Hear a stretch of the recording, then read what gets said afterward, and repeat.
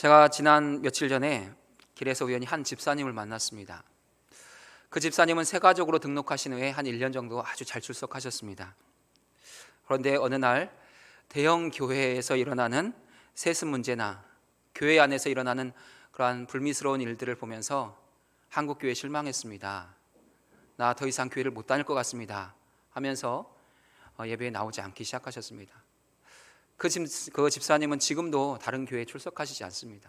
그래서 참 안타까운데 제가 그 집사님을 만나게 된 거예요. 그래서 반가운 마음에 공손하게 인사를 드렸습니다. 그랬더니 그분이 저를 알아보시는 거예요. 그리고 딱 두 마디를 하셨습니다. 예수 잘 믿으세요. 교회가 살아야 나라가 삽니다.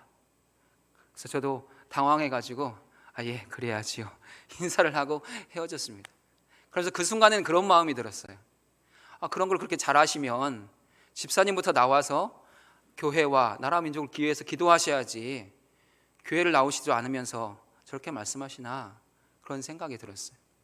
근데 집에 와서 곰곰이 생각하면서 왜 집사님이 그런 말씀을 하셨을까 생각하게 되었고, 그 집사님은 이 한국교회 교회다움이 회복되기를 원하는 간절한 마음, 소망이 있다는 것을 깨닫게 되었습니다.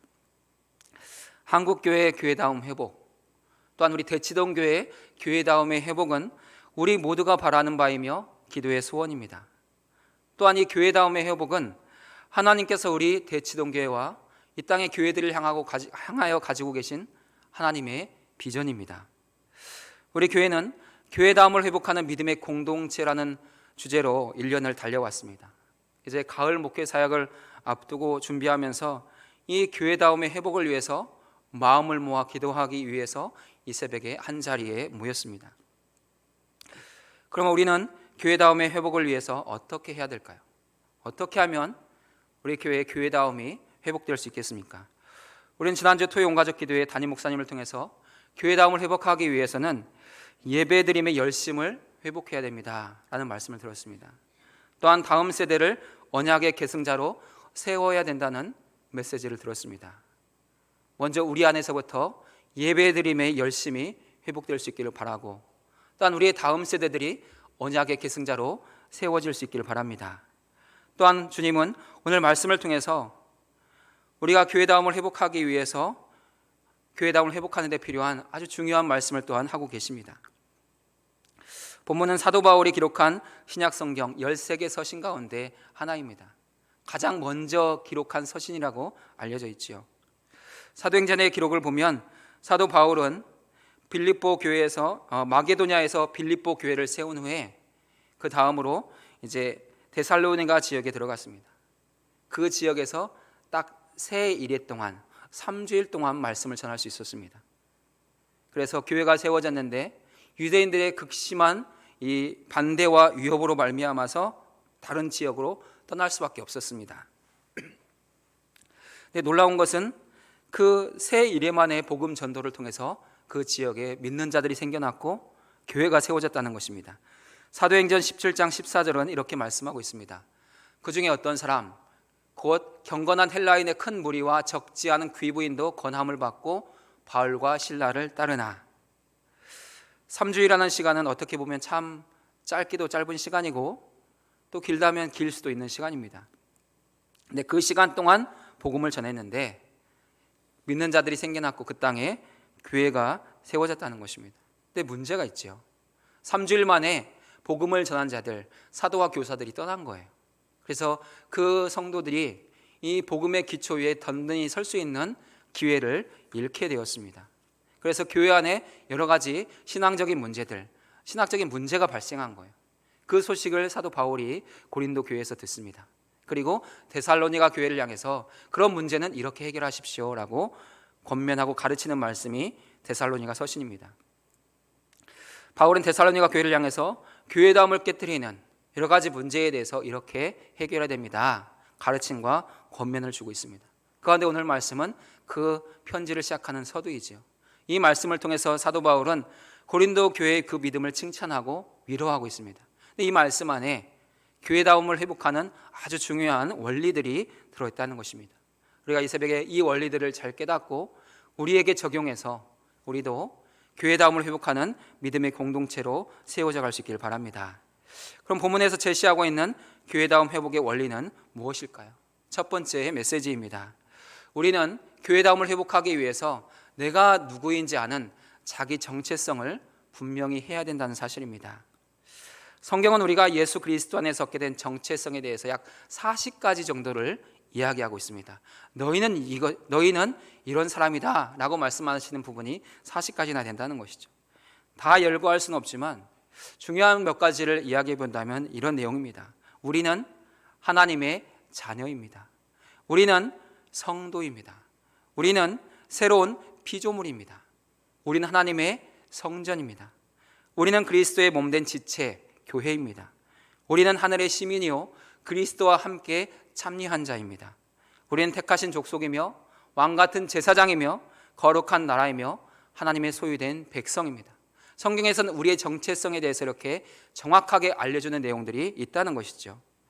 우리가 예수 그리스도 안에서 얻게 된 우리의 정체성에 대해서 확실히 알게 되고 그것을 믿게 되고 확신하게 되면 우리의 자신에 대한 자존감이 커지게 됩니다. 아, 내가 이런 사람이구나. 내가 세상 앞에서 결코 두려워하거나 떨 수 있는 사람이 아니구나. 그런 자존감을 갖게 된다는 것이죠. 그리고 나를 택하시고 부르신 하나님에 대한 전적인 신뢰의 마음을 갖게 됩니다. 하나님이 나를 부르셨으니 하나님만 바라보고 나가면 내가 승리할 수 있겠구나. 그런 확신을 갖게 된다는 거예요. 성경에서 밝히고 있는 우리의 정체성, 이것이 우리의 힘이나 우리의 노력으로 얻어진 것입니까? 그렇지 않습니다. 하나님께서 우리를 사랑하셔서 우리가 예수님을 구원의 주님으로 믿고 영접할 때 그 즉시로 우리에게 주어진 새로운 신분입니다.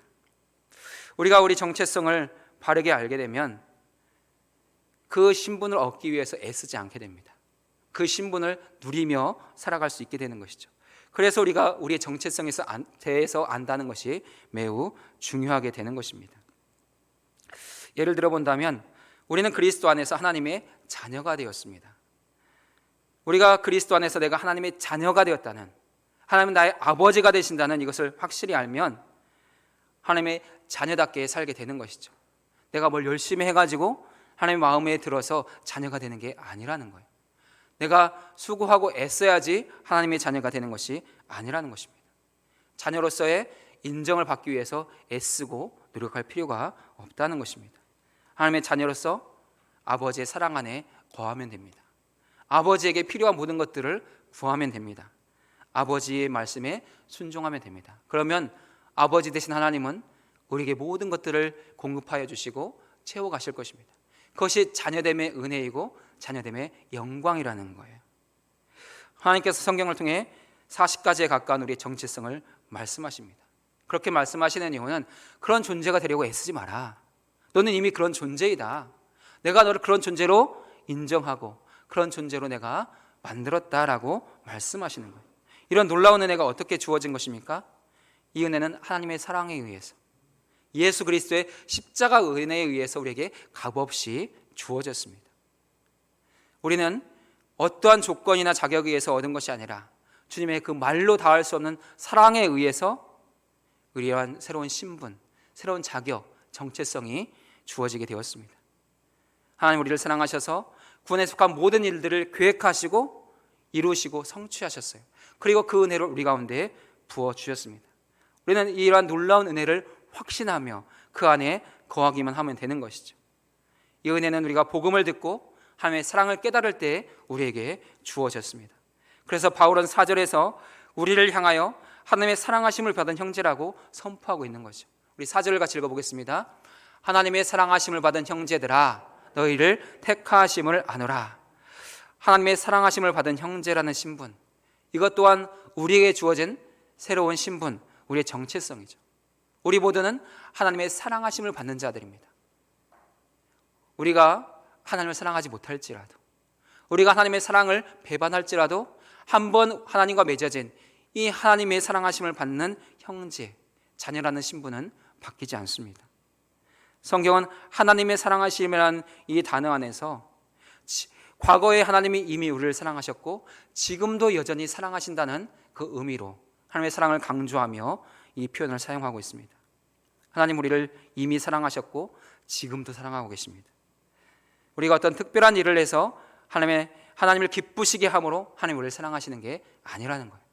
우리가 예수 그리스도 안에서 예수님을 구원의 주님으로 믿고 영접할 때 이미 이 사랑이 부어졌고 이 사랑이 지금도 계속되고 있으며 주님 다시 오시는 그날까지, 아버지의 나라에 들어간 그날까지 계속해서 이어져 간다는 것입니다. 우리를 향한 하나님의 사랑은 멈추지 않고 변하지 않습니다. 이러한 사랑, 은혜를 우리의 정체성인 교회에 적용해 본다면 교회의 회복 역시 마찬가지라는 것이죠. 우리는 이미 무엇입니까? 교회입니다.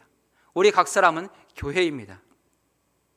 우리가 무엇을 더한다고 해서 교회가 되고 덜한다고 해서 교회됨이 상실되는 것이 아니라는 것입니다.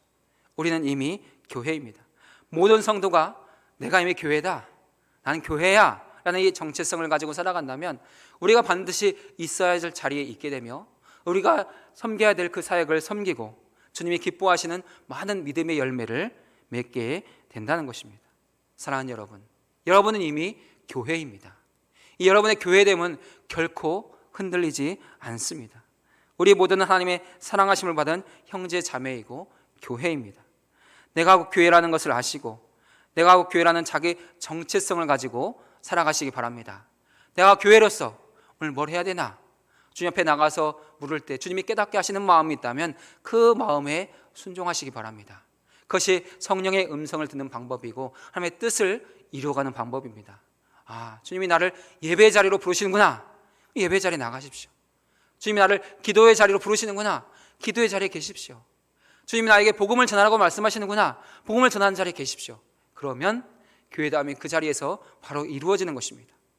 우리가 이미 교회가 되었기 때문에 우리가 하는 모든 것들은 교회다움을 회복하는 모든 사역이고 열매들인 것입니다. 하나님이 우리 교회를 향하여 말씀하시는 것을 이루고 순종하면서 교회다움을 회복해가는 우리 모두가 되실 수 있기를, 그래서 자기 정체성을 더욱더 분명히 하고 확고히 해가는 우리 모두가 되실 수 있기를 주의 이름으로 축원드립니다. 두 번째 메시지입니다. 우리 같이 읽어보겠습니다. 우리는 교회다움을 회복하기 위해 하나님이 기대하시는 교회다운 믿음의 모습을 갖추어야 합니다. 아멘. 우리가 교회로서 내가 교회란 자기 정체성을 갖는 것은 교회다움을 회복하는 데 반드시 필요한 것입니다. 근데 이것으로만은 충분하지 않을 때가 많습니다. 왜냐하면 우리 마음이 심히 둔하고 어리석고 부패하기 때문입니다. 내가 교회구나, 이제 교회로 살아가야지 라는 마음을 이 자리에서는 가질 수 있어요. 근데 이 자리를 떠나서 내 삶의 자리에 돌아가면 또 금방 잊어버리는 것이 우리의 마음이라는 거예요. 우리는 우리의 이익이나 목적에 따라서 또 우리의 욕심에 따라서 우리의 게으름으로 또 우리의 부주의함으로 우리가 먹었던 마음들을 잊어버리고 상실할 때가 많습니다. 그래서 안일하게 태평하게 살아갈 때가 많은 것이죠. 쉼없이 주님 앞에 예배자로 살아가고 또 기도의 자리에 있고 항상 기도하고 찬송하며 영광 돌려야 되는데 그 삶을 잊고 살 때가 너무나 많다는 것입니다. 그런 우리가 교회다움을 회복하려면 내가 교회란 정체성뿐만 아니라 반드시 있어야 되는 교회다움의 세 가지 모습이 있어야 된다는 거예요. 그것이 우리의 믿음의 모습이 되어야 된다는 것입니다. 그것을 우리 3절에서 정확하게 우리 가운데 가르쳐주고 있지요. 우리 3절을 같이 읽어보겠습니다. 너희의 믿음의 역사와 사랑의 수고와 우리 주 예수 그리스도에 대한 소망의 인내를 우리 하나님 아버지 앞에서 끊임없이 기억함이니. 아멘. 3절에는 하나님이 기억해 주시고 또한 교회와 성도들이 기억하는 교회다움의 믿음의 모습이 세 가지 제시되고 있습니다. 이것을 잘 기억하시고 늘 내 안에 이 믿음의 모습이 있는가를 점검하시며 살아가시면 좋겠습니다. 먼저 우리는 교회로서 우리 안에 많은 믿음의 역사가 일어나게 해야 합니다. 교회 안에 많은 믿음의 역사가 일어난다는 것은 교회가 직면한 여러 현실과 상황은 불가능에 가깝지만 하나님을 절대 신뢰함으로 전적으로 주님만 의지해서 이루어내는 믿음의 결과들, 믿음의 열매들이 많다는 의미입니다. 데살로니가 교회를 들여다보면 어떤 믿음의 역사들이 일어나는지를 알 수가 있죠. 데살로니가 교회는 본래 이방인들이 가득한 지역에 있습니다. 이방인들의 도시인 거죠. 근데 그곳에 바울과 전도자들이 들어가서 복음을 전했습니다. 그러다 그들이 그 복음의 말씀을 듣고 예수님을 그리스도로 믿는 놀라운 구원의 역사가 일어났습니다. 그들이 모여서 교회가 되었습니다. 이것이 믿음의 역사라는 거예요. 말씀을 선포했는데, 생명의 복음을 전파했는데 그것을 듣고 회개하고 하나님께로 돌아오는 것, 이것이 믿음의 역사라는 것입니다. 어떤 놀라운 기적, 어떤 놀라운 이적이 믿음의 역사가 아니에요. 말씀 선포를 듣고 새로워지는 것, 예수를 믿고 구원을 확신하고 하나님께로 돌이키는 것, 이게 믿음의 역사라는 거예요. 데살로니가 교회에 이것이 많이 일어났어요. 근데 그것으로 그쳤느냐? 그렇지 않아요. 사도 바울과 그 전도자들이 그것을 떠났어요. 교회를 지도하는 영적인 지도자가 없었는데도 불구하고 그들은 3주밖에 듣지 못한 그 말씀을 굳게 붙잡고 교회로 견고히 섰어요. 사도 바울이 고린도 지역으로 떠나서 데살로니가 교회 소식을 듣고 이 데살로니가 서신을 쓰는 것이 약 1년 정도 지난 후입니다. 1년이 지났는데도 다른 영적인 지도자들이 그들을 지도하지 않았는데도 불구하고 3주밖에 듣지 못한 그 말씀에 굳게 서서 여전히 교회를 지켜나갔다는 거예요. 몇 가지 문제는 있었지만 교회가 그 말씀 안에 견고히 든든히 서 있었다는 것입니다. 이것이 데살로니가 교회 안에 일어난 믿음의 역사라는 거예요.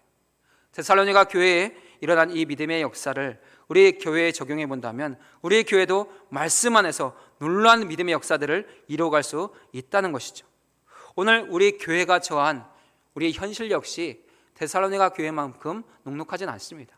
물론 그 교회가 처했던 그런 박해나 여러 가지 어려움들은 있지는 않습니다. 극심한 혼란은 있지 않지요. 그럼에도 불구하고 여전히 우리는 지속되는 코로나 상황이라는 이 현실의 문제 앞에 있습니다. 또 코로나로 인해서 많은 성도들이 이 영상 예배에 익숙해져서 조금만 불편한 일이 있어도, 조금만 상황이 좋지 않아도 영상 예배로 대체하는 일들이 있습니다. 또 성도들이 여전히 불안하고 염려합니다. 또 교회 주변의 여러 가지 상황들이 우리에게 녹록하지 않습니다. 그래도 우리는 주님의 몸을 이루는 교회로서 하나님의 말씀을 굳게 붙잡고 생명의 복음 안에서 그 말씀을 계속해서 듣고 그 말씀을 내 삶에 적용하면서 말씀의 역사를 이루어 가야 된다는 거예요. 그것이 믿음의 역사라는 것입니다. 하나님의 말씀이 우리 가운데 계속해서 선포될 때 그 말씀을 통해서 우리 안에서 믿음이 바로 서는 놀라운 믿음의 역사가 일어나게 됩니다. 우리가 그 말씀을 들을 때 성령께서 역사해 주셔서 우리의 마음을 열어주시고 우리의 마음을 새롭게 하십니다. 그것이 믿음의 역사입니다. 또한 계속해서 그 말씀을 통해 우리가 믿음의 견고한 확신 가운데 서게 되는 것이죠. 그래서 사도 바울은 5절에서 믿음의 역사가 어떤 것인지 다시 한번 설명하고 있죠. 우리 5절 같이 읽어보겠습니다. 이는 우리 복음이 너희에게 말로만 이른 것이 아니라 또한 능력과 성령과 큰 확신으로 된 것임이라. 우리가 너희 가운데서 너희를 위하여 어떤 사람이 된 것은 너희가 아는 바와 같으니라. 복음의 말씀이 들렸을 때 하나님께서 그 가운데 역사하셔서 능력이 나타났고 성령의 역사가 있었고 그로 인해서 큰 확신이 있었다는 것입니다. 이것이 믿음의 역사라는 거예요. 우리의 교회는 매 주일마다 매 시간마다 모여서 함께 말씀을 읽고 나누고 듣습니다. 그 말씀 안에서 우리의 믿음이 견고히 세워져 간다면 그것이 바로 놀라운 믿음의 역사라는 거예요. 그 믿음의 역사가 계속해서 이어져 갈 때 우리의 교회다움은 더욱더 견고해지고 굳세진다는 것입니다. 또 우리가 3절에서 본 것처럼 우리의 교회다움의 회복을 위한 그 믿음의 모습이 두 번째 있죠. 사랑의 수고가 그치지 않는 그런 모습이 우리 안에 있어야 된다는 것입니다. 데살로니가 교회가 세워진 지 오래되지 않았음에도 불구하고 많은 환난과 유혹과 박해 속에서 그들은 믿음을 견고히 세워갈 수 있었습니다. 그렇게 믿음을 견고히 세워갈 수 있었던 이유가 무엇입니까? 그들 안에 사랑의 수고가 그치지 않았다는 거예요. 힘들어하는 성도가 있다면, 어려움에 처한 성도가 있다면 다른 성도가 그 성도들을 섬겼어요. 그 성도의 지극한 사랑을 베풀었어요. 유대인들의 핍박이 있었습니다. 우상을 섬기는 이방인들의 유혹이 있었습니다. 너희들 왜 그렇게 살아가냐? 다시 예전처럼 살자라는 유혹들이 있었어요. 또 그 지역은 윤리적으로 심히 부패했고 타락한 도시였어요. 얼마든지 마음만 바꾸면 다시 예전으로 돌아갈 수 있는 삶의 자리였어요. 그런데도 불구하고 많은 성도들이 서로 사랑의 수고로 섬기고 봉사함으로 말미암아서 결코 믿음 안에서 그들이 떨어지지 않았어요. 데살로니가 교회가 흩어지지 않았어요. 그 이유가 6절에 있죠. 우리 6절 가서 같이 읽어보겠습니다. 또 너희는 많은 환난 가운데서 성령의 기쁨으로 말씀을 받아 우리와 주를 본받은 자가 되었으니 아멘. 데살로니가 교회에 많은 환난도 있었고 어려움도 있었고 유혹도 있었고 박해도 있었어요. 그런데 흔들리지 않은 이유가 무엇입니까? 성령의 기쁨으로 말씀을 받았어요. 그 말씀 안에서 그들이 무엇을 깨달았습니까? 우리와 주를 본받는 자가 되었으니. 사도 바울과 전도자들의 그 사랑을 깨달았어요. 그리고 무엇보다 주님의 사랑을 깨달았다는 거. 주님이 우리를 이렇게 사랑하셨구나. 우리를 구원하시기 위해서 십자가에 달려 죽으셨구나. 그리고 부활하셨구나. 우리를 그렇게까지 사랑할 필요도 없는 분이었는데, 그렇게 할 이유가 하나도 없었는데, 연약한 우리를 위해서, 죄인 된 우리를 위해서, 하나님과 원수된 우리를 위해서 이런 놀라운 사랑을 베푸셨구나. 그러니 우리도 굳이 좀 사랑해야지. 또 사도 바울과 그 일행은 정말 우리에게 와서 그렇게 복음을 전해줄 필요도 없었는데 많은 환난과 박해에도 불구하고 우리에게 와서 그런 복음을 전했구나. 그 말씀을 들을 때마다 그 사랑을 깨달았다는 거예요. 그래서 우리도 그렇게 서로 사랑합시다. 우리도 서로 사랑의 수고를 그치지 맙시다. 그래서 서로 격려하면서 서로 사랑의 수고를 통해서 교회를 견고히 세워갔다는 거예요. 하나님 우리를 사랑하셨으니 나도 주님을 사랑하겠습니다. 주님의 사랑을 우리의 섬긴 분들이 있으니 우리도 서로 사랑하고 섬기십시다. 그 마음을 갖고 교회를 견고히 세워왔다는 거예요. 그래서 데살로니가 교회가 교회다움에 견고히 설 수 있었다는 것입니다.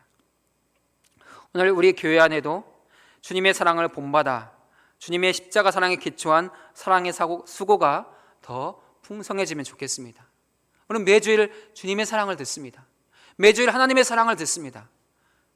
그 사랑을 듣고 있는데 어떻게 우리가 서로를 사랑하지 않을 수 있겠습니까? 주님이 나를 사랑하는 것을 우리가 말씀으로 깨달았다면 우리도 그 사랑 안에 거할 수 있기를 바랍니다. 그것이 교회다움을 회복하는 우리가 가장 할 수 있는 시작이라는 것입니다. 늘 매주일 말씀을 받을 때 성령의 기쁨으로 받으시기 바랍니다. 성령의 기쁨으로 말씀을 받으면 그 말씀 안에서 하나님의 사랑, 그리스도의 사랑이 분명히 드러나서 우리의 가슴을 다시 뜨겁게 하고 새롭게 할 것입니다. 그러면 우리도 다시 사랑의 수고의 자리로 나갈 수 있습니다. 그렇게 사랑의 수고의 자리에 다시 나가서 교회다움을 회복해가는 우리 모두가 될 수 있길 바랍니다. 3절에서 우리에게 보여준 교회다움의 세 번째 모습, 우리의 믿음의 모습이 있죠. 그것은 우리 주 예수 그리스도에 대한 소망의 인내라는 것입니다. 여기서 소망하는 것은 땅에 속한 것, 인간적인 것들이 아닙니다. 하늘에 속한 것, 하늘에 신령한 것들을 데살로니가 교회는 소망했다는 것입니다.